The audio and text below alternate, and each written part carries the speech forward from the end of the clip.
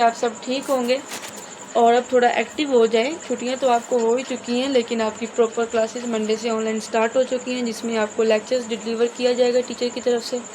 बाकी आज जो टीचर्स हैं वो भी आपको लेक्चर अब प्रॉपरली अपने टाइम टेबल पर डिलीवर करेंगे, और आप भी कोशिश करें कि टाइम पे अपना लेक्चर्स जो है वो रिसीव करें और उसको पढ़ें, समझें और उसको क्लियर करें, ठीक है। क्योंकि ये अब आप ये ना समझें कि ये आपको छुट्टियां हैं, ये आपका काम है और आपने छुट्टियों में भी घर बैठ के इसको लाजमन करना है। और एक प्रॉपर एक स्पेसिफिक टाइम होगा, 1 हफ्ते बाद 2 हफ्ते बाद आपको बुलाया भी जाएगा और आपका टेस्ट भी ले जाएगा, देखा सुना भी जाएगा कि आपने वो रेडी किया भी है या नहीं किया, ठीक है। अब हम भी कोशिश कर रहे हैं, वीडियोस बना रहे हैं, आपको समझा रहे हैं, पढ़ा रहे हैं, तो इवन आपके लिए ये सब कर रहे हैं कि ताकि आपका टाइम जो है वो वेस्ट ना हो। इतना टाइम 10th क्लास के पास नहीं होता है कि वो 3 माह की छुट्टियां गुजारें, आराम सुकून से रहें और देन अपनी जो स्टडी है वो स्टार्ट करें, ठीक है। उस वक्त टाइम शॉर्ट टाइम होता है, प्रॉपर तैयारी आप नहीं कर सकते, अपना जो सिलेबस है वो कवर नहीं होगा। तो कोशिश करें कि छुट्टियां जो गुजारनी है आप आवारागर्दी बिल्कुल ना करें, गर्मी से बचें, घर ही रहें, सुकून करें और अपनी स्टडी के साथ टच रहें। कुछ जो स्टडी जिस तरह हम चाहते हैं कि किसी चीज़ की जितनी तड़प ज़्यादा हो, चाहत हो, उतनी ही वो हमारे अंदर समाती है। सेम ऐसे ही अगर हम जितना करीब अपनी बुक्स के जाएंगे, जितना हम इसको टाइम स्पेंड करेंगे, उतना ही ये चीज़ें हमें समझ आएंगी, ठीक है। और जो आपका फेज़ ऑफ लाइफ है, जिस फेज़ में आप गुजर रहे हैं, मेरे ख्याल से आपका दोस्त जो है वो किताबें होनी चाहिए, ठीक है, ठीक है। दोस्ती करें अपनी किताबों के साथ और इनको लगन के साथ रेगुलर पढ़ना स्टार्ट करें। मजाक नहीं है, ये बिल्कुल सीरियस बात है कि आपके पास टाइम 10th क्लास बहुत कम होता है, ठीक है। अपना प्रॉपर जो है, केवल आपको पता है कि हमने जो केमिस्ट्री का फर्स्ट चैप्टर है इक्विलिब्रियम वाला वो पढ़ लिया है, और नेक्स्ट हमने पढ़ना है क्या है, नेक्स्ट जो हमारे पास होगा दूसरा चैप्टर वो हमने पढ़ना है। ऐसे ही है, इसमें हमारे पास क्या है, एसिड बेस और साल्ट, ठीक है। इस टॉपिक का नेम जो चैप्टर का है वो एसिड बेस है, मतलब इसमें हम एसिड्स को पढ़ेंगे, बेसिस को पढ़ेंगे और साल्ट को पढ़ेंगे। ऐसे ही है, एसिड बेस और साल्ट, इस चीज़ को हम पढ़ेंगे, ठीक है। तो एसिड आपको पता है कि एसिड क्या होते हैं, तुर्श होते हैं, जैसे लेमन वगैरह है, लेमन, ठीक है। तो और उसके बेसिस जो होती हैं ये कड़वी होती हैं, जैसे कि, और ये करना काबिल बर्दाश्त होती है, तेज़ाब वगैरह है, साबुन, डिटर्जेंट्स वगैरह होती हैं, वो बेसिस होती हैं। और साल्ट जो हमारा खाने का नमक वगैरह होता है वो। इसमें हमने क्या पढ़ना है, इसमें हम पढ़ेंगे, हमारे पास अर्हीनियस कंसेप्ट जो है कि अर्हीनियस कंसेप्ट के मुताबिक एसिड क्या है, बेस क्या है, ब्रोंस्टेड के मुताबिक क्या है, कंपाउंड लीवियस एसिड के मुताबिक क्या है, फिर इसकी आयोनाइजेशन करेंगे, साल्ट बनाएंगे, और साल्ट बनाने के बाद मतलब इसकी प्रिपरेशन के बाद उसकी जो यूटिलाइजेशन और उसके इस्तेमालात है कि हम कहाँ कहाँ इस्तेमाल कर सकते हैं वो हम पढ़ेंगे। ये ओवरऑल इसका इंट्रोडक्शन है जो कि इस चैप्टर में आपने पढ़ना है, ठीक है। अब प्रॉपर नेक्स्ट इसका इंट्रोडक्शन स्टार्ट करते हैं कि एसिड क्या चीज़ है, इसकी क्या कैरेक्टरिस्टिक खसूसियात है, बेस क्या चीज़ है और इन दोनों के दरमियान फ़र्क क्या है, ठीक है। ये इसका तारुफ इंट्रोडक्शन जो है कि एसिड बेस साल्ट जो ये 3 मुख्तलिफ इक़साम है, जो कि तमाम ऑर्गेनिक भी हो सकती है, इनऑर्गेनिक भी हो सकती हैं। अब आपको इवन पता तो होना चाहिए कि ऑर्गेनिक क्या चीज़ है, इनऑर्गेनिक क्या चीज़ है। कि ऑर्गेनिक जिसमें ऐसे कंपाउंड होते हैं जिनमें कार्बन और हाइड्रोजन होता है, और इनऑर्गेनिक ऐसे कंपाउंड होते हैं जो कि हमारे पास क्या है, इनऑर्गेनिक कंपाउंड ऐसे कंपाउंड जिसमें हमारे पास क्या होती है, कार्बन और हाइड्रोजन के सिवा तमाम कंपाउंड जो होते हैं वो मौजूद होते हैं। और हमारे पास इसकी एग्जांपल्स में देखा जाए जो कि हमारे पास इधर हैं एसिड की एग्जांपल्स, तो इसमें हमारे पास ये nitric acid, hydrochloric acid, sulphuric acid, ठीक है। Sulphuric acid the king of the chemical, ये केमिकल्स जो हमारी इंडस्ट्री केमिस्ट्री की इंडस्ट्री में केमिकल है सबसे ख़तरनाक और किंग ऑफ द बादशाह है केमिकल्स का सल्फ्यूरिक एसिड। ये हमारे पास एग्जांपल्स हैं किसकी, हमारे पास के एसिड की। अच्छा, उसके बाद हमारे पास आता है कि इसमें देखा जाए तो हमारे पास जो एसिड्स होते हैं वो सुर्ख लिटमस को, सॉरी बेसिस जो होते हैं वो सुर्ख लिटमस को क्या कर देते हैं, नीला कर देते हैं। क्या करते हैं, नीला। ये लिखा हुआ है, इसमें पानी में करें तो ये हमारे पास क्या बनते हैं, शुष्क लिटमस का नीला कर देते हैं। अच्छा, व्हाट इज़ लिटमस? अब लिटमस क्या चीज़ है आपको पता होना चाहिए। लिटमस जो होती है वो एक स्ट्रिप होती है, जैसे कि इस तरह करके कागज़ की इस तरह करके एक स्ट्रिप होती है।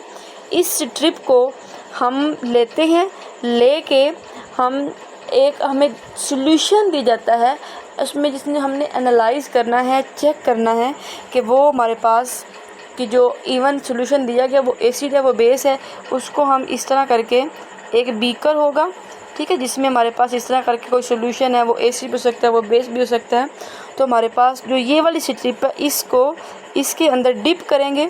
डिप करने के बाद अगर ये स्ट्रिप थी, इसका कलर जो था, ये वाली जो स्ट्रिप है इसका कलर जो था रेड कलर का था, और अगर इसको इसमें डिप करने से ये हो गया है नीला, तो इसका मतलब ये हुआ कि ये जो सॉल्यूशन इसमें ये वाला सॉल्यूशन दिया गया था, ये सॉल्यूशन हमारे पास क्या है, ये हमारे पास सॉल्यूशन बेस है, ठीक है। और इस तरह जो हमारे पास एसिड होते हैं, ये एसिड जो होते हैं ये तुर्श होते हैं, और ये एसिड जो होता है लफ्ज़ लातीनी लफ्ज़ एसिडस से निकल के बना है। ये हमारे पास क्या है, से मिलकर बना है।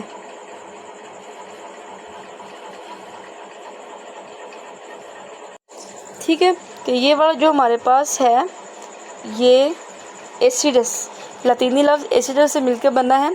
और जो सबसे पहला एसिड दरियाफ़्त किया जाता है वो था हमारे पास एसिटिक एसिड। MCQs भी आ जाता है बच्चे कि सबसे पहला जो एसिड दरियाफ़्त किया गया था वो कौन सा था, तो वो था एसिटिक एसिड, ठीक है। और इसकी शक्ल फॉर्म क्या थी, वो थी सिरका। वो क्या थी, वो हमारे पास थी सिरका। वो हमारे पास क्या थी, ये वाली चीज़ है कि वो हमारे पास थी सिरका, ये वाली चीज़, ठीक है। नेक्स्ट इस तरह वो कहता है हमारे पास कि जो हमारा स्टमक है, मैदा है, उसमें हाइड्रोक्लोरिक एसिड होता है, और वो हाइड्रोक्लोरिक एसिड जो होता है वो हेल्प आउट करता है हमारी जो फूड हम करते हैं, ठीक है, खाते हैं, तो उसको तोड़ फोड़ करता है। उसका मेटाबॉलिज्म जो होता है वो मेटाबॉलिज्म आपको पता ही है कि छोटे छोटे टुकड़ों में कन्वर्ट करना, ठीक है, खुराक को कन्वर्ट करना। लेकिन जिस तरह हमारा जो बढ़ापा आता है, कब्ज़ वगैरह रहना, डायरिया रहना, मैदे में दर्द रहना, जलन होना ज़्यादातर, क्यों, जब हमारा बढ़ापा बढ़ता है, बढ़ापा आता है, एजिड होते हैं हम, तो हमारे स्टमक में जो कंसंट्रेशन होती है हाइड्रोक्लोरिक एसिड की वो ज़्यादा हो जाती है। ज़्यादा होने से हमें एसिडिटी हो जाती है, और जो अल्कलाइन इसके मेडिसिन वगैरह जो होती है, अल्कलाइन मेडिसिन मदद से ख़त्म किया जाता है, क्योंकि अल्कली एसिड जो होती है वो न्यूट्रल होती है। इसके बाद हमारे पास नेक्स्ट जो टॉपिक आता है, नेक्स्ट टॉपिक हमारे पास आता है एसिड बेसिड के नज़रियात। इसके दोनों में क्या फ़र्क है। सबसे पहले हमारे पास जो एसिड का है वो हमारे पास क्या है, वो है कि एसिड की जो जायका वो तुर्श होता है, जैसे कि लेमन वगैरह। तुर्श मतलब जो कड़वा तो नहीं होता, लेकिन हम खट्टा मीठा जिसे हम खा सकते हैं। लेकिन जो बेस होता है वो कड़वा होता है, वो नाकाबिले बर्दाश्त होता है, जैसे कि साबुन वगैरह होता है, वो फिसलन महसूस होती है। इस तरह जो हमारे पास एसिड होता है वो नीले लिटमस को सुर्ख कहता है, और जो बेस होता है ये सुर्ख लिटमस को नीला करता है। अब ये आपने फोकस करने देखो, ये नीले को सुर्ख करता है एसिड जो होता है, मतलब अगर वो जो स्ट्रिप ये वाली थी, इस तरह की स्ट्रिप थी, ठीक है, इस तरह की ऐसे करके जो स्ट्रिप थी जिसको हमने बीकर में डिप किया था सॉल्यूशन में, अगर वो स्ट्रिप ये वाली नीली थी और इसने सुर्ख कर दिया, तो मतलब ये क्या है, एसिड। अगर ये सुर्ख थी, अगर ये वाली स्ट्रिप जो थी ये सुर्ख थी और डिप करने के बाद ये नीली, इसका मतलब क्या है, ये हो जाएगी, ये हमारे पास हो जाएगी बेस। नेक्स्ट हमारे पास आती है इसकी कंसनट्रेट जो होती है, कंसनट्रेशन हालत जो होती है वो क्रूसिव मतलब होती है खुरदरी, ठीक है, ख़राब होना, जंग लगने वाले, ठीक है। उसके बाद ये नॉन क्रूसिव होते हैं, नॉन क्रूसिव होती है जिसमें सोडियम हाइड्रोक्साइड, NaOH को सोडियम हाइड्रोक्साइड कहते हैं, KOH को कहते हैं पोटाशियम हाइड्रोक्साइड कहते हैं। इसके बाद हमारे पास आते हैं इन इक्वस सोल्यूशन।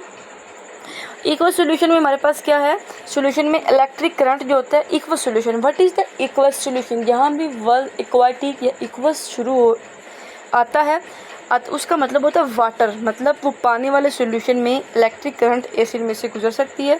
सेम ऐसे नेक्स्ट वो कहता है कि इसके इक्वस सॉल्यूशन में भी इलेक्ट्रिक करंट, इनकी ये दोनों कैरेक्टरिस्टिक क्या सेम है, दोनों के इक्वस सॉल्यूशन में से जो इलेक्ट्रिक करंट होता है वो गुजर सकता है। ठीक हो गया, ये हमारा आज का टॉपिक था जनरल इंट्रोडक्शन कि एसिड क्या चीज़ है, बेस क्या चीज़ है, इसकी पहचान क्या है, इसकी शनाख्त क्या है और इसकी कैरेक्टरिस्टिक्स क्या है। ठीक है, नेक्स्ट हम इंशाल्लाह कल से प्रॉपर स्टार्ट करेंगे, इसके कंसेप्ट करेंगे कि आर्हेनियस के मुताबिक एसिड की क्या तारीफ़ थी, बेस की क्या तारीफ़ थी, फिर आगे ब्रॉन्स्टेड लोरी के मुताबिक, लीवियस के मुताबिक ये अलग, आगे हमारे नेक्स्ट कंसेप्ट के मुताबिक हमने इसके डिफरेंट कंसेप्ट पढ़ने हैं। ठीक है, तो आज का टॉपिक हमारा यहीं पे एंड होता है कि इसका तारुफ कि एसिड क्या चीज़ है और बेस क्या चीज़ है, इन दोनों में फ़र्क क्या है। ठीक है, और इस दोनों की जो करैक्टरिस्टिक्स हैं वो क्या है, कंडीशंस क्या हैं, फिज़िकल अपीयरेंस वगैरह क्या है। ठीक हो गया, कलर्स वगैरह क्या है। और उम्मीद करती हूँ कि आपको समझ आई होगी। अगर किसी भी चीज़ की, किसी भी टॉपिक, किसी भी टर्म की अगर आपको समझ ना आई हो तो आप मुझे इनबॉक्स में मैसेज कर सकते हैं, आप पूछ सकते हैं, लेकिन ओनली क्वेश्चन, कि आप सिर्फ क्वेश्चन कर सकते हैं, बिना मकसद के आप कोई मैसेज नहीं कर सकते हैं, और वो भी पर्सनल इनबॉक्स में आके कर सकते हैं, इधर ग्रुप में आप कोई भी मैसेज नहीं कर सकते हैं। और कोशिश करनी है आप पढ़ें, आप पढ़ेंगे तभी कुछ कर सकेंगे। और आप 10th क्लास, आपको मैं अगेन कह रही हूँ, आपने बिल्कुल सीरियस नहीं लिया है, जो आप 15-20 दिन आए भी हैं आपने पढ़ा है, तो अब कोशिश करें इसको पढ़ें, इसको समझें। ठीक है, इसको लिखें। ठीक है, जो प्रॉपर डेफिनेशंस वगैरह हैं, जैसे कि एसिड बेस में फ़र्क आ जाता है, ये शॉर्ट क्वेश्चन बन जाता है कि एसिड बेस में फ़र्क लिखें, तो ये शॉर्ट क्वेश्चन है। ठीक है, उसके बाद ये एसिड की तारीफ़ करें तो ये लतीनी लफ्ज़ से निकला, एसिडस से निकला, ये तुर्श होता है, तो ये शॉर्ट क्वेश्चन MCQs के तौर पे भी आ सकता है। ठीक है, ओके, अल्लाह हाफिज़। उम्मीद करती हूँ कि आपको सबको समझ आएगी। अपना ख्याल रखिएगा और अपनी स्टडी के साथ टच रहिएगा। अगेन मैं आपको यही कहूँगी, ओके, टेक केयर, अल्लाह हाफिज़।